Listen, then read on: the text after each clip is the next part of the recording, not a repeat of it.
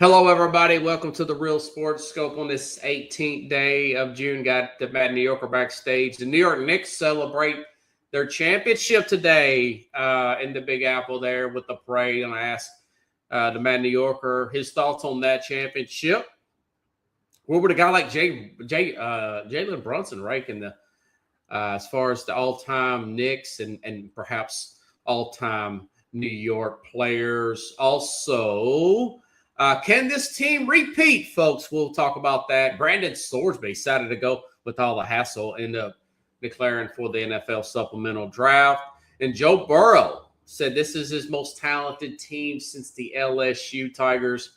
We'll talk about that. Of course, World Cup update, give you my thoughts. Ask the New Yorker, Matt New Yorker, what his thoughts are as well. Stand by. We'll take our first and only break. We'll hit the ground running here on the Real Sports Scope. Hello, Sports Scope followers. The program has seen tremendous growth since going 5 days a week. I just wanted to thank everybody for your cash contributions and sharing the program with friends and families. Just a reminder, if you want to contribute to the program, go to the Cash App, the cash sign, and Sports Scope. There are other ways to contribute to the program listed at the bottom of the screen. If you want to advertise on the program, go to sports, that is sports with an S, another S, scope, SKOPE, at gmail.com, just like it's listed at the bottom of the screen. Thank you and enjoy the program. All righty, then we're back here live on All In. And also, second round of applause for the New York Knicks winning the championship.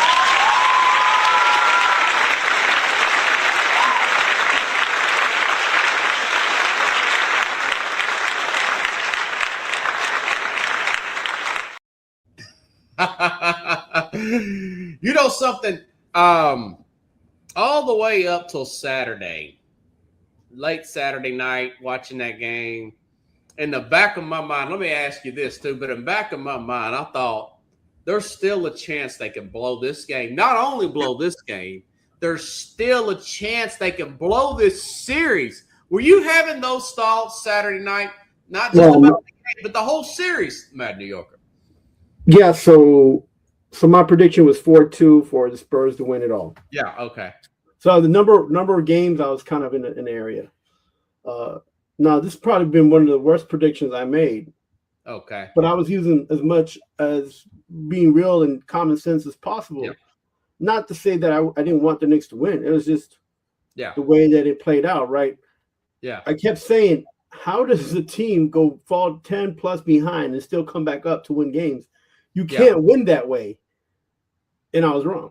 Right. I mean, they had 8 minutes to go in the fourth quarter. They were still down 10 points. I was like, this is my worst nightmare. This is what I said would happen. And then it didn't happen. And I'm like, I need to start making predictions like this for the Jets and the Giants then. Oh, yeah. That is funny, man. So you're saying you did have there's doubts even as you're going into the fourth quarter, even as, the game gets closer. Are you still having thoughts that this theory's still in doubt for the Knicks, essentially?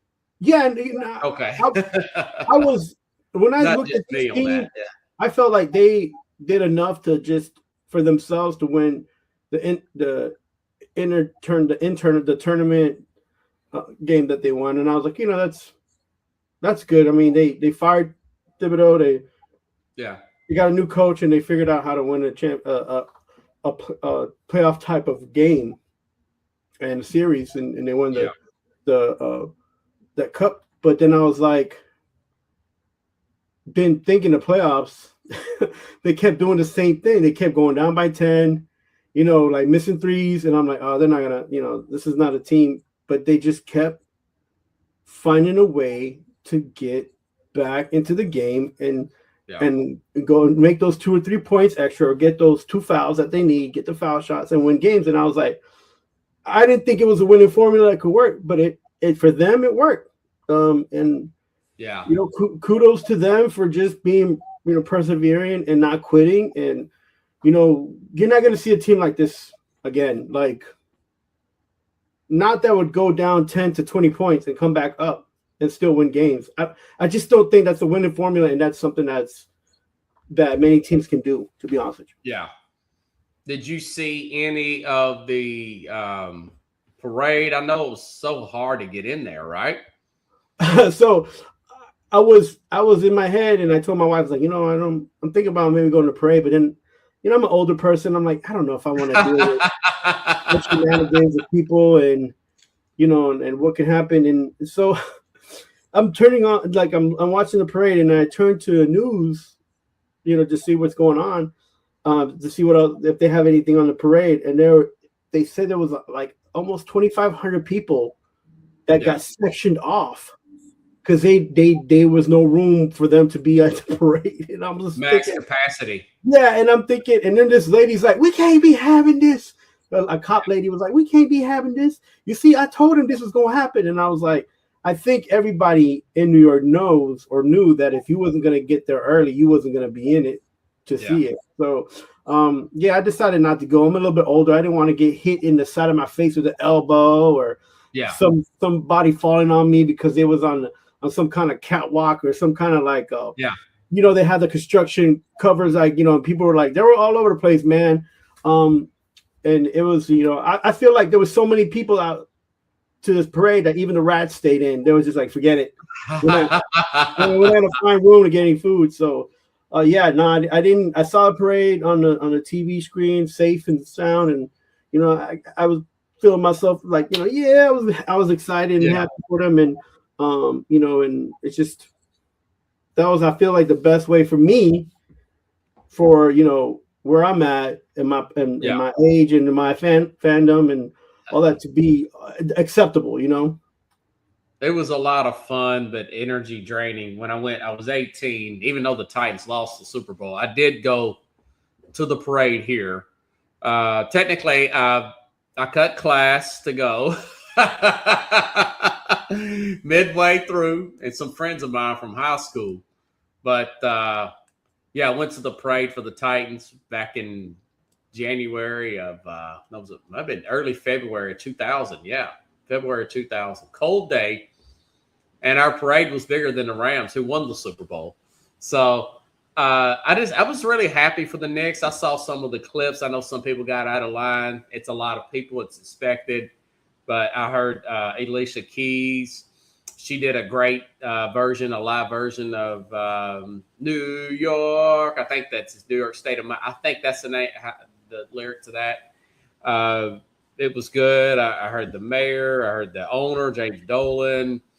Good speech there. Brunson. There's all these fat guys like a Brunson lookalike. I don't know if you've seen that online. It's really funny with those braids. And one kid actually had the Brunson haircut and was talking to Brunson on FaceTime. I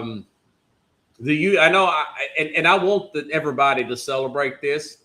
I mean, 50-something years, man. You go back to the 90s. I started following the Knicks in 1992. And, I was a big Jordan fan and everything. But I just saw how they played their guts out against the Bulls. And, they just kept coming up short, man. They, ironically, they pushed that Bulls team, if you remember, to 7 games in the finals. In the Eastern Conference Finals, the Bulls went on to win, I think, in 5 or 6 against Portland. In other words, they gave the finals was really that Bulls-Knicks championship. And, of course, we know Jordan retired a few years later, and they come up short against Houston. And there's been a lot of talk about who the greatest Knick is and everything.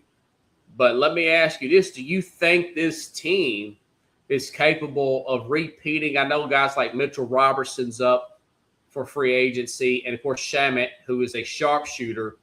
But, I was looking at some of the age of these guys. I mean, 29, 30, they could still do it. What do you think about a possibility of a repeat? Not to really try to move too far, look too far ahead of this championship. What's your thoughts on that? I'm sure people are talking about it. Yeah, and there's opportunity for this team to get even better if they pick up a few players who are younger as well, So I have confidence that they'll be back in the mix of things in the playoffs. I have to see what this um, new new free agency and new basketball year is going to bring and be available to the Knicks. As far as they really don't have too many pieces that they need to add, but if they're going to lose pieces, then that's what's going to determine, what players are going to be available for them to seek and get. But as for me, as far as I'm concerned, I'm a proponent of just trying to keep the team as young as possible. Yeah. Bringing in older players just slows down the game, and you can't slow it down any more than it should for the style that some of these players play. Yeah. So, but yeah, I'm if they lose Shamet, then the percentage of field goals goes down for 3 points made, unless they switch and get a guy who's consistent shooting threes at least 60%. If they lose Mitchell Robinson, what other big guy can they get to get his 3.5 rebounds a game? And if they get a guy, is he going to just play defense, or is he going to be terrible at the line as well? Like Mitchell Robinson was not very good at the line, so they took you saw the Spurs try to hack at him some of these games to put him on the line. And then I think also Deuce might be up for renew on his contract. Okay. So you're talking about three key components of what we call their depth, their pieces, but then it's not always easy to replace. Just because you replace them don't mean that the team will be the same.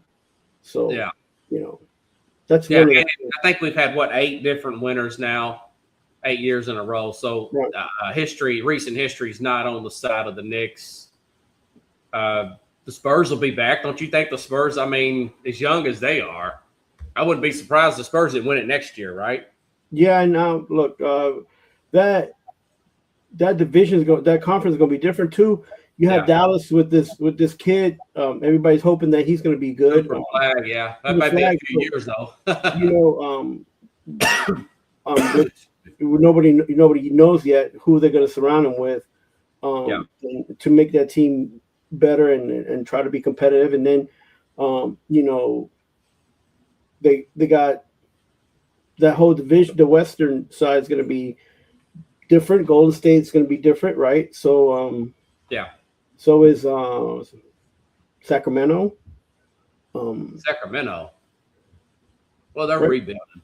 Yeah, and then you got Portland still, and you got that whole West is going to be Denver. I don't know. Is Denver going to blow that team up? Of course.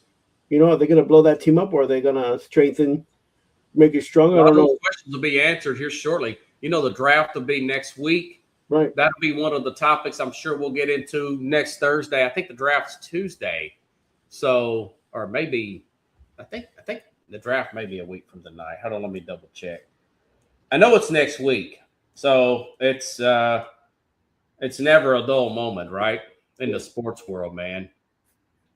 But, I mean, the draft will be next week. It ain't came up yet, but yeah, that's a lot of this stuff's going to happen. Giannis will get moved. There'll be draft picks moved. It's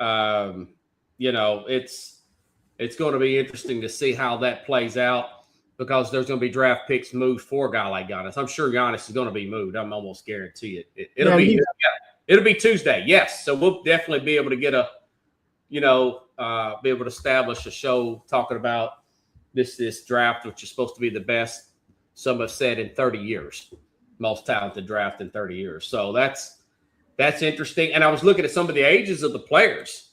The core guys here are, Brunson will be 30.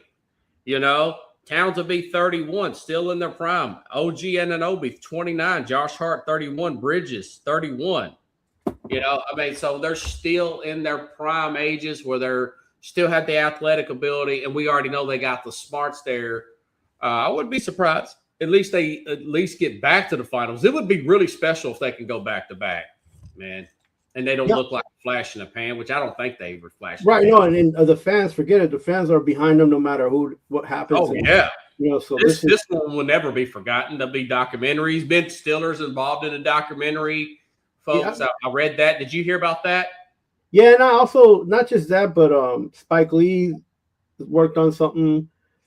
Spike Lee's going to do something. And then they're talking about some of these guys who supported the team rings, for supporting the team. I'm like, whatever they want, they can have it at that when they're at that point, But regular fans, fans like us, we just gotta appreciate the moment, and we get our tees, we get our hats, and then I'm glad to see him get over the hump, man. 50. Yeah, it was just strange because they literally put themselves behind the 8 ball to climb their way back up and and get over the hump. It's incredible. It was incredible watching this team and the teams that they played, and definitely a good season for sure. Yeah, 3 losses in the playoff, and something. I want to say they're the first team to win the cup and the championship in the same year. Now I think that cup has been 3 or 4 years old. It's a new, but still, they were the unanimous heavyweight champions of the 2025-2026 seasons.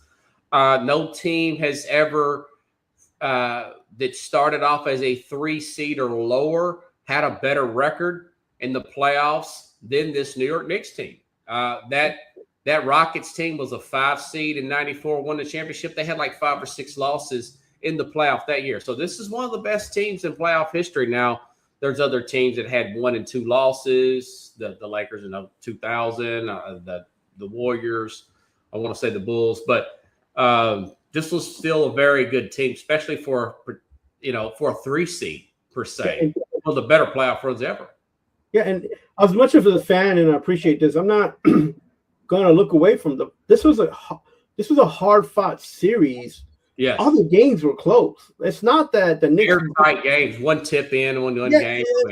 It's just like I said, it's been an incredible season. It was nice to watch. It was very competitive, and to hear a Knicks fan be like, "Yeah, we got blah, blah, blah," like, bro, you need to calm down. Like, you got to, we almost lost 2 games. Like, I don't know what games you were watching, but we wasn't blowing nobody out. We was, we saw the Cavs had you beat in that game 1. I mean, hey, but you know what? You got to play to the end. You got to play to the whistle. Yeah, you got to play. But it's like it's almost like when people try to forget the fact that the Pacers had the Bulls number in 2 games. Yeah, the Bulls, they only had lost those 2 games one by a foul shot and the other one by a 3-point. And to say that the Bulls wrecked the Pacers is a terrible. What year are you talking about? That playoff team was 94, 93, okay. 93, something like that. It wasn't like then the Bulls went and won 2 games in a row and then finished the series. That's different, but the ones in '98 were airtight with Smits when he was leading. Of course, obviously Reggie Miller. Yeah, Jordan was getting older, and that was Jordan guaranteed. He said, "Listen, I don't make guarantees. I don't make guarantees. My wife, I guarantee they ain't gonna win Game 7. I guarantee that." And of course, they didn't. I remember the quote. I remember the press conference, man. But this team was put together with this Leon Rose, who's a former agent, kind of like Rob Pelinka with the Lakers, who's had some success. Kudos to him. Through trades and, of course, free agency, the greatest free agent, Jalen Brunson. You look at guys like him, guys like Sam Presti. My take on Monday morning was, listen, this is a general manager. This is like 80% general manager, 20% coaching. Not to take away anything Mike Brown done. He was the last little piece of the pie there. He was the last little cherry on top that put him over the top with his adjustments there. But how much do you think this is a personnel league versus a coaches league now? I think it's really swayed in favor of personnel and general manager roster construction. Yeah, and I think the pendulum swung when the opportunity was available to Rose to bring the Villanova kids together, Yes. And him having already a relationship with Brunson and knowing that having a player that he could trust be on the team was available, but then another player was available through a trade. I think he did that. I think that was a smart move. Yeah. One that I didn't like because I feel like, these guys, even though they play together in college, that was college. You're in the NBA now. Right. A lot of times that don't work. Most of the time that don't work. Yeah. Right. And so it just takes me saying that was the worst move that he could make. And it ended up working. But it took time for that to work. Yeah. It wasn't that these three guys, Hart and Bridges, were on the team last year, and it wasn't like everything was working. I feel the best move, and the one that I think worked in his favor was moving away from the guy from Kentucky. What's his name? Knox. No, the other guy.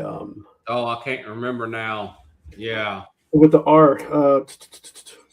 I don't know why I want to call Randall. Moving off from Randall. R.J. Barrett or Randall? Oh, Randall. Yeah. Yeah, well, Barrett was to Kentucky. Remember, I thought that Barrett was a bad move at the time, but yeah, I wasn't liking the Barrett move, but I understood it. Yeah, but the Randall move was better. I was kind of like half in with that one because I'm like, well, he's no longer on the team, and they got a guy who's a little bit older in Towns. It was kind of like It was kind of a questionable move. Right. It was one I thought that could backfire at the time. Now that you mentioned Randall, that's a good call. I'm sure Randall's kicking himself like, dang, man. Right. I mean, well, the cat move ended up working. The best thing that they did for him was threaten to trade him after last season. He was in trade talks for 3 or 4 types of moves. Money being a reason why they couldn't move him. But he ended up staying, and he wanted to stay, which was something that you hear and everything that all the time that he spoke was that I'm from New York, I want to win here. And I felt bad because some people like me and other people were saying, "Yo, it's time to it didn't work last year. Let's move on from him." Right. They're already ready to cut ties because he's he's one of the eldest players. Yeah. So and it ended up working out for him, and he was challenged, and he rose to the challenge. And look, this team had suffered through injuries, suffered through some of these trade talks that some of these players thought they was going to leave. They brought in guys like Alvarado, who had championship experience with the prior team that he was on. They brought in they still have 4 young guys on the bench that have gained experience this year due to injuries, but they didn't end up playing in the final series. Until like maybe 3 of those guys did play, but the 4th guy didn't get too much time. So it was an opportunity. Like there's a lot of opportunity for everybody, and everybody made well on the opportunity available, and that's what made this team strong. Yeah. Right. So it so happened that they were led by one of the guys who nobody thought would be able to carry a team, and he's been there for 4 years. Where would you rank Jalen Brunson in the all-time Knick list? I know people have their own list. It's just people's opinion. Right. But I think he's up there now, man. Yeah, he's championship first in 53 years, right? Yeah, he's probably 3 or 4. Like, Willis Reed had 2-time MVP final championship. Yeah. I was looking at those guys. I wasn't around for that. Then you have Clyde. Clyde Frazier and him both have 2 rings. Right. And you have Clyde. But I think, Bernard didn't bring a championship and Ewing didn't bring a championship. So because he's an MVP winning championship player, he's right under those 2 guys, right? Like I'm right there with you. That was the information I got. So Google AI said he's 7th, and they got Ewing as number one. Rick Brunson, his dad, says Ewing's number one. I was like, listen, man, I saw the Fring of Roll miss. I love Patrick Ewing. I've been following Patrick Ewing since his early years in like this 92. Yeah, no. But I just can't. I got to put Brunson above Ewing, man. Right. We're not taking. This is again a new era of basketball. We can't take away from what some of these guys did in years prior to what where the NBA is now. I mean, I feel like one of the people that I think is underrated is Pete Maravich. Yeah. I feel like he should be. Nick? I'm just saying. No. But I'm saying like in history. Oh and, and his number has fallen so many places in different lists for people, and I'm like, yo, Pistol Pete, like. This guy was making 3-pointers before there was a 3-point line. It's like he was scoring a lot of points before there was even an extra point there. Yeah, and so like even to mention that people in the past, look, they have earned what they earn, but this is you have to kind of move with the times, and I gotta as much as I love some of these Knicks, like Bernard King and Patrick Ewing, those again the championships. They tend to matter, and it's not just a championship, but Brunson's an MVP. Like we talked about this last week, he was the MVP, and he scores 45 in Game 5. Points. Like that put him over the top. I was saying maybe you can make an argument for OG. Yeah. And I said, what if he does that? What if he puts the team on his back? Then he's the MVP, and he ended up doing it. That's maybe a call that I made that wasn't, it was last week before the game. And I was like, you can't just be, we can't put blinders on what's happening, and he did through the whole season, man. He came back hurt, even though he had an injury for a couple of weeks, he came back hurt and he played hurt. And I think that got a lot of other guys thinking, yo, we gotta step it up because this guy's playing hurt. And, he just put on his shoes and went out there and balled it, and he didn't always have great days. No, but when he had great days, there was there was good, and he carried the team. Level of toughness, and like I said last week, and I was watching some videos. By the way, it's really funny videos on TikTok after they won. I don't know if you remember. There's a scene in what was it called? Coming to America, when the dad. James Earl Jones characters walking through New York, and they're playing this King music in the background, and this woman's throwing flowers at his feet, and they're saying this is Jalen Brunson walking around New York right now.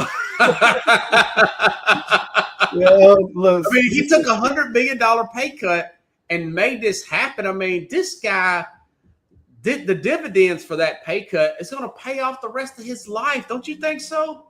Well, now New York sports world and everything and opportunities. Right. Well, now he's got the championship, the extra bonus from that. Yeah. He's gonna get even more commercials, right? More marketing. Yes. Because they're on that commercial for AT&T. When I saw that commercial for AT&T, I don't know if you've seen it during the NCAA. No, but I wasn't surprised. Of course not. Yeah. During the NCAA championship, AT&T had the Knicks on a commercial, and I said to myself, I was like, "Are they pushing this team to be in the finals?" Right? And I told my wife that I was like, "Why the Knicks on a commercial? Like, why are they pushing?" Because I understand they won the cup, but I was like, "That's not enough. This is New York. They're gonna get tore up from the floor up if they don't go into the playoffs at all." And I was like, and you can look it up on AT&T. No, I will. They're hiking, and almost everybody's on a team, and then they have older players as well. John Starks is in that commercial, and somebody else is. I think Patrick Ewing's on the commercial with Alvarado about having some chips or something. I was like, I was just thinking to myself, like, is this team gonna be in the finals? Like, are they gonna make it play? If they don't make the playoffs, this commercial is gonna be the why are they on commercials? And they should be focusing on basketball. In that big market. Yeah, it still has some pull there. I was looking up him and all-time New York athletes, and he's got a ways to go. I forget about guys like Jeter, Reggie Jackson, Eli Manning, going all the way back to Babe Ruth, of course. he's got a ways to go to catch those guys as far as all of New York City athletes. But something, I was looking at that parade. I'm like, they might be the most popular team in New York right now. Yeah, because popular as the Yankees are. Right, and like you have to look at where New York is at now in its history, as far as like, the economy's stench. Like, and these guys are getting paid millions, but they're working hard. They're winning hard, and like they have a blue collar mentality. Yes, and that's the city. It's about a grind, and these guys are grinding it out, and they didn't care if they won a crown in the season. It was like, and they kept saying it. This is New York. We got to win it for New York. The fans are out here, and they kept just feeding into the frenzy. And you're not out here, man. And I wish you had an opportunity. Oh, I tried to get tickets back in 2002 when they had Allen Houston and Marcus Camby, and I still couldn't get tickets. It's remarkable the amount of people just in the plaza and just like in the Bryant Park whenever they move. Because the World Cup is here as well, so there's like crowd control going on. And it was like, I just, as somebody that lives here, I'm like in one of the boroughs, I was like, I can't go to the city right now. It's too crazy. Manhattan's too wild. Yes. They're not, I got, Father's Day is coming up, and I got to be taking care of my kids, and I got to be there. I can't be sitting in some hospital in uptown because I got ran over or something. My crowd, it's a little much. It's just a little much. The crowds are crazy. They got to move on, man. Some other topics. Congratulations. One more round of it. New York Knicks. I got to bet against New York so we can win. Yeah, brother. I need to bring in Jeffrey Deskovic. I got to bring in John Restano, Mike, Keith Engel's a big Knicks fan, and get their takes. And folks, I will, the closer we get towards the football season, I'm working like a crazy person to put back some money. But I want to get their takes on this Knicks run as well. So that's really awesome. Another big story, man. Listen, Brandon Sorsby, probably a blessing in disguise. I mean, I've watched the video that all of the leadership put out of the Texas A&M staff of what they were doing to try to keep this guy going. But, the Big 12, college football, the NCAA, the Big 12 conferences, there was too much litigation, countersuits. And I'm thinking they're probably, wiping their brows thinking, I'm glad this guy just said, you know what? The dates are piling up on each other. There's a chance I could not miss the supplemental draft and not be able to play college football. And I'm sure they were all relieved about this, But now the question is this supplemental draft. I've got another clip, a short clip I want to play. Todd McShay talking about now they think he might be a second-round pick, but they throw out a team in there. We'll talk about it. Watch this. Every text I got back last night was second round. Really? I think it's going to be first round. If you are the Minnesota Vikings, you have Kyler Murray on a one-year deal. J.J. McCarthy doesn't seem to be the long-term answer. You are so well coached and your roster is so strong other than quarterback. You're going to be competitive, right? I don't see them picking early. I don't see them being in a position. As deep as this quarterback class is, I don't see them being in a position to get one of the guys unless they move up, right? So why not? If you're one of those teams that thinks that you're going to be one of the early second-round guys, we might get him. Oh, we got an early second round. We might get him. I'd be terrified that a Minnesota or a Detroit or a Pittsburgh. That's the one. Pittsburgh has tried so long to find their guy at quarterback. You can't wait until the second round because you got the Jets, you got the Cardinals, Yeah, Pittsburgh Steelers, and I never thought about, you got Rodgers. Rodgers already told the world, hey, I'm done after this year, okay? You got Mike McCarthy. You look at all the players that he's coached over the years. I didn't know he coached the guys like Aaron Brooks, helped him with his stock there. You got Favre, of course. You've got Dak Prescott, Aaron Rodgers himself. And then you look at this, Will Howard, Mason Rudolph, and, of course, Drew Aller. Maybe Drew Aller, they lean into him. But Sorsby, I would cut two of those guys to bring in Sorsby. But, I do say this. I'm okay with what he said about that second round grade. I've mentioned this before. These supplemental guys, a lot of them have turned into be bust, okay? They have problems coming in the league. Josh Gordon, Terrell Pryor, they have problems coming in. That the Brian Ballsworth, he was a big 80s phenom linebacker from the Oklahoma back in the day. He come in with all that guy was a bust, man. He got ran over on Monday Night Football by Bo Jackson. You probably saw the documentary, the 30 for 30. I did too. He's a little before our time. We were very young when he came out in the 80s. So that's the risk. I'm not taking him in the first round. What's your thoughts about him going in the first round of the supplemental draft? And a team like they mentioned Minnesota also, but also a team like the Steelers possibly looking at a Brandon Swordsby. What's your thoughts on all that, man? Yeah, I think the Pittsburgh one probably is interesting, and I'm surprised that they haven't mentioned Indianapolis.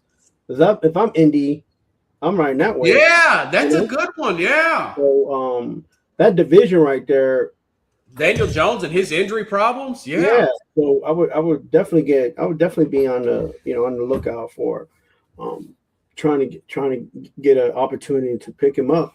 Listen, this is a guy. Then if he has all this hype, whether or not he's a bust or not, that's not going to matter for another 2 or 3 seasons.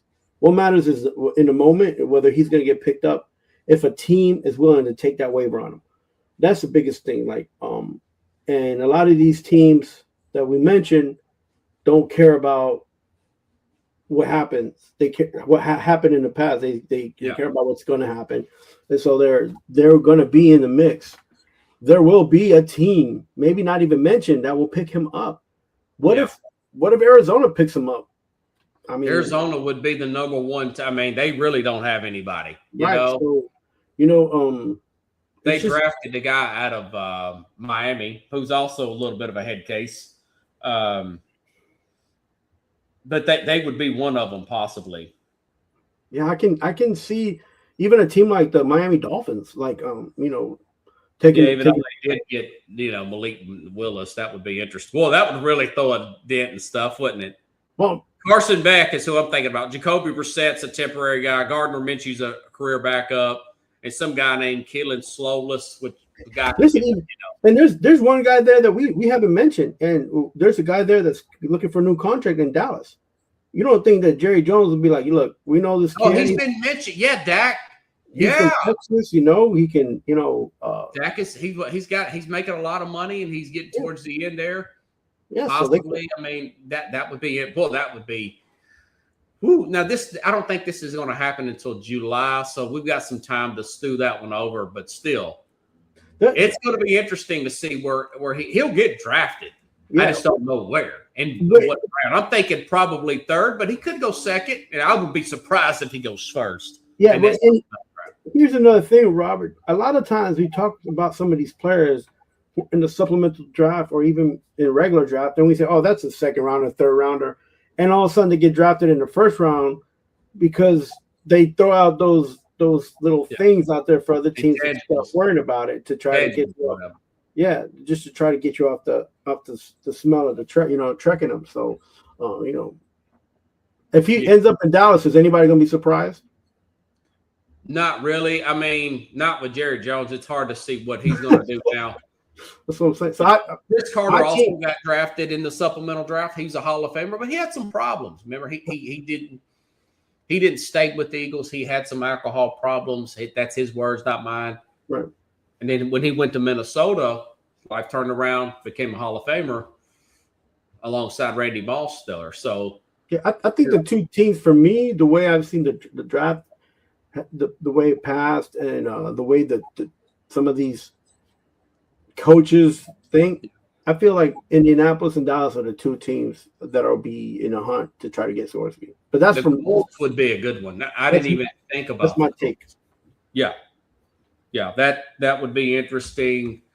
Okay, I can't pinpoint a team that's going to say we're going to grab. It's hard to pinpoint a team. You mentioned Green Bay the other day. Why not? I've talked to some Green Bay fans. Not all these guys are in love with love. Okay. and they have a pretty good quarterback coach there and loves making some money. Why not take a chance on the Sorsby? This guy could fit in a lot of places, man. He mentioned Minnesota, 1-year deal. I think Kyler Murray will look good early. I think he'll get hurt. He's going to go back to being Kyler Murray. I think McCarthy can win that job. But Sorsby's probably got more talent than the McCarthy. I think he's probably got a stronger arm from what I look at and read. But we'll see. A lot of times, though, again, these guys that come in supplemental draft with this baggage, if he has one slip up, the NFL will wash their hands with him quickly. They'll suspend him for a year, and then nobody's want to deal with him. They'll bring him in for peanuts, and maybe he'll be a backup somewhere. But they're not going to risk a lot of money and high pick on him. I'll be shocked if he goes first round. Right. You Jets, who could very well use him. Jets have nobody. Well, you mentioned McCarthy, and I don't know if this is bad, but and nothing against him, but when I watched him in college and when I watch him in the NFL, he just and again, it's not a bad thing. He reminded me of like a Trent Dilfer or what's this guy's name from the Giants? Jeff Hosteller. Like, it's not that they don't have the skills and they don't have the potential. It's just that it's going to take a team where the coach is going to be like, go out there and do what you have to do. Yeah. With what we have, right? It's like it's the problem with a lot of these coaching staffs is they want you to come in and do what they want you to do, and they don't let you be who you are. And I feel like with McCarthy at the Michigan, it was like just he was kind of put in a position to look better than what he could play because he was on a great team. But it doesn't mean that he's not a good quarterback. And then this is a big year for him. Very, very big year.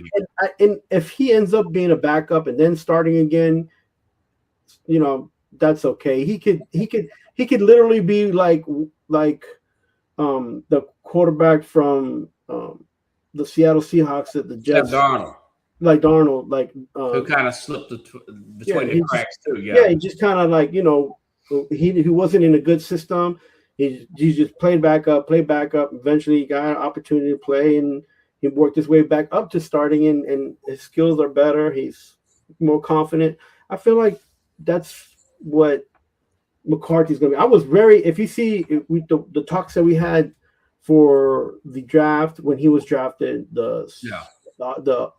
all the talks that he didn't throw that much in college. You hear me say, I don't think he's a good pick. And he ended up being a first round pick, and now he was a major reach. So I don't know. It's not again somewhat on the hot seat. If they don't get to the playoffs, and as good a coach, he'll get picked up by anybody. I could see the Vikings firing him and say like a Bengals hiring him. I mean, you sent me that information about Joe Burrow saying that this team reminds him of LSU. Yeah. So Burrow saying, I'm going to read that to you. And what I sent you, this is what Adam said. Joe Burrow said the Bengals remind him of the 2019 National Championship LSU back and forth with watch. I've said before, Burrow told reporters mandatory minicamp. I feel very similar about this team. I'm excited to get started, to get moving. Ramp this thing up in training camp so we can continue and improve. But I think there's much greatness to achieve this year. He's saying that in one hand. I take that as we better win or I'm out of here with this talent. And my question to you is, and everybody else is, what is the fact that they already own their second defensive coordinator here? This is not the second, their second year with Al Golden. They are they got Lawrence. What's his name? You got your boy there. Was it Lawrence? Trevor Lawrence there. And so you've got all these new players here. 4 new starters, including Dexter Lawrence, folks, with this team.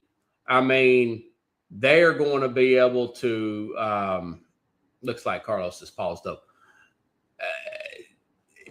My guess is, and Carlos just fell off. I'm sure he'll come back on. That if they don't get to the Super Bowl this year with 4 new defensive starters, they gave up the 10 pick for Dexter Lawrence. This is going. Zach Taylor will be the fall guy. The ownership, Mike Brown, he'll be the fall guy, and they will fire him. That would be my question to the Mad New Yorker, and I hate to get him to come back up here. He fell off, but that's what I'm thinking. Let's see. All right, buddy, you fell off there. So yeah, man, I'm sorry. Zach Taylor. I was telling the audience, man, before you kind of froze up there, that I think that Super Bowl appearance or bust, or Zach Taylor's going to be the fall guy, so the owner can get ahead of it, and Burrow won't ask out of Cincinnati with these 4 new starters, including Dexter Lawrence, former Giant, bringing in. I think they're going to make the playoffs. I'm not sure if they're going to get to the Super Bowl, but I think he's thinking we got to get back to the Super Bowl. The owner is, or I'm going to fire Zach Taylor, the head coach there. What's your thoughts about what Burrow's saying, and I think the level of pressure that's on Zach Taylor to win this year? Yeah, so listen, I think he's been on a hot seat for the last 2 years. And then the injuries to Burrow helped him out a little bit because then he had that excuse to not get fired. Yeah, exactly. So, but yeah, I don't listen. I've said this and I've been harking on it since he's been in Cincinnati. He could go to a Super Bowl, but he will never win a Super Bowl as a Cincinnati Bengal. There's just too much. There's much that they're lacking in far as depth to be able to go over the hump. And I don't feel like they got that this year making moves. I don't think Dexter Lawrence helps them that much because Dexter Lawrence was not helpful. Yeah. Well, they got 3 other starters as well, right? Including this really good edge rusher from Seattle, but they've also lost a good edge rusher, so I don't know. Right. So lost Henderson from Henderson, and so and that was your guy. That was the one that you pitted your Super Bowl dreams on as far as making sure your defense was going to be, legit. And so I'm not saying that they won't be competitive. I'm saying that if Joe Burrow stays on this Cincinnati Bengal team, he will never win a Super Bowl. I feel the same way about Josh Allen and in Buffalo. And I keep saying that. And then people are like, oh, well, they're great quarterbacks. They get great quarterbacks often don't win Super Bowls. We've had that happen. Boomer Esiason, Kelly didn't win one. Jim Kelly, and Jim Kelly went to 3 Super Bowls. Four straight. Oh, 4 straight. Yeah, 4 straight. Yeah. So that's really a bummer, man. Your Giants beat them by a missed field goal. Right. And, so you think Taylor will get? I think he'll probably get fired.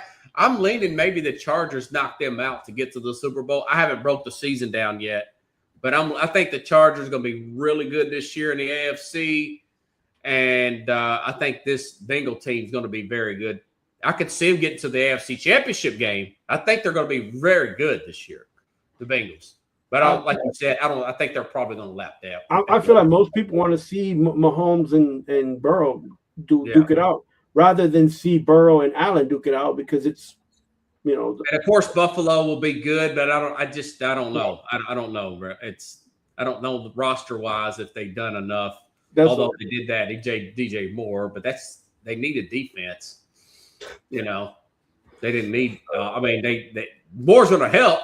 And they got a new coach here, a new coordinator on defense, but I just don't know if that's going to be enough, man. I mean, Jacksonville could get there for all we know. They're getting hungry and they're getting better. And Houston's defense is probably the best out there. And if Stroud could get it right, they could get there at the AFC. It's going to be stacked. Denver added Jalen Waddle. Yeah. And Bo Nix is back. So the AFC's pretty good, but the Chargers, they added that interior offensive line. They've got the new offensive coordinator. They got Joe Alt back and Rashawn Slater back. Yeah, they seem primed and ready to go. I'm about to add that kid to the list of never will he ever if he stays on the team, and that's Herbert. Oh, they've got to win some. They've got to get to the playoffs and win playoff games. The Chargers, they got to do it this year. Well, they got the playoffs last year. Excuse me, they got beat by the great quarterbacks don't always win Super Bowls. That's just the way it is. You got to have the squad around them. What's your thoughts on this World Cup? This is, folks, I'm telling you this. I'm not saying this because you're here. It's the most soccer I've ever watched. It's very good. It's better than I thought. Do you have teams that stuck out to you in this first round? It's just the first round. Anybody that's really got your attention, or a group of guys, teams, or whatever? Yeah, there's a lot of players right now that are doing well for their team. I mentioned some of them already. The hookup of Weah and Gio on Gio Reyna on the U.S. team. Those two guys hooking up and yes. Yeah, He's the guy that got the 2 goals, right? Yeah, I called that out. Like, so on the show, I did say that to watch out for those guys. And they end up winning. And I think that the U.S. will, like I said, I don't think they'll go all the way, but I think they'll be in the quarters. And Germany surprised me. I thought that they were going to. They came in a little bit with the older squad. They came in with the older squad, and I was like, and I didn't feel like they had enough speed and depth, and they played good. And then some of these young teams coming out, and the one team that I feel like failed everybody in betting, and a lot of people lost their houses in the world, is probably Spain. I knew you was going to say Spain. Yeah, they had that tie. I couldn't believe they tied like that. 0-0. Defensive effort, though, by I forgot who they played. Copa de Verde, yeah. Yeah, the Verde was a 0-0 tie. Verde said, you know what? We'll give up everything. We're just going to put you can't score. Oof. But Spain couldn't score. I thought Spain was going to do better. And, and I'm not an elitist. I think that the Europeans bring the stronger teams most of the time. Even though there's teams like Argentina and stuff like that and Brazil, but I don't think Brazil seems a little overrated this year. I think Brazil's going to struggle this World Cup, and Argentina's going to be okay. They'll be in the quarters, but I see this being the next few matches are going to be very competitive. Look out, guys! A lot of these teams need to score to make it to the quarters or to get a tie. Mm-hmm. So the one game I thought was very good. It felt like a championship game. Was the Netherlands, which is the team I root for, playing Japan. The Japanese did a very great job sticking to their guns and playing that game to 100%, and they ended up getting a tie. And frustrating if you're a fan of Dutch football, but it's one match, it was a tie, and we'll see where we go for the next 2 games. Yeah, and Portugal. There's one that really surprised me. Not as good. Congo's much more athletic than I would imagine they would be, but they're pretty good. What did you think? And you mentioned what's his name? Nagape. I guess I'm probably jacking his name up. Kylian Mbappe from France. That guy's quick as a cat, man. He might be the best player. I know that Messi had the 3 goals. I don't know how good that competition is there. They look good. Messi look good. But Agape, he's quick as a cat, man. He's 28 years old. Yeah, so Mbappe, of course, was last year. Last World Cup was, he was the bright budding star, and this year he is a star, and everybody's expecting him to do well. Listen, it's the game is growing. It's becoming more competitive, and I think sometimes we as soccer fans, we we kind of just don't understand the African Nations Cup, that they qualify these teams to come to the World Cup. Yeah. You see a lot of first-time African teams, but you have to understand Algeria's pretty good. Yeah, and they beat teams that are great. Yeah. In Africa, like they beat Cameroon. These teams beat Nigeria. These 2 teams are not in. And so when people are like, well, where are they from? What are they doing? How they played their way in. My friends from Ireland are mad because Ireland did not get in this year. Right. Ireland didn't get in. Italy didn't get in. Now, again, there are European groups that they played in. Yeah. For instance, in Italy got beat by Bosnia and Herzegovina. Bosnia is not a bad team. Bosnia has a lot of history from their families from the Czech.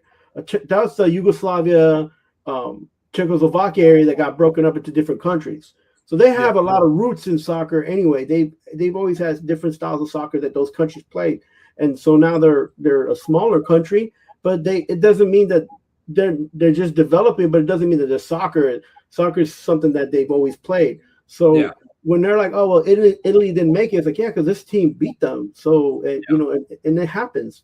And these African nation teams who are new this year, they beat the guys with the big guns in Cameroon and Nigeria.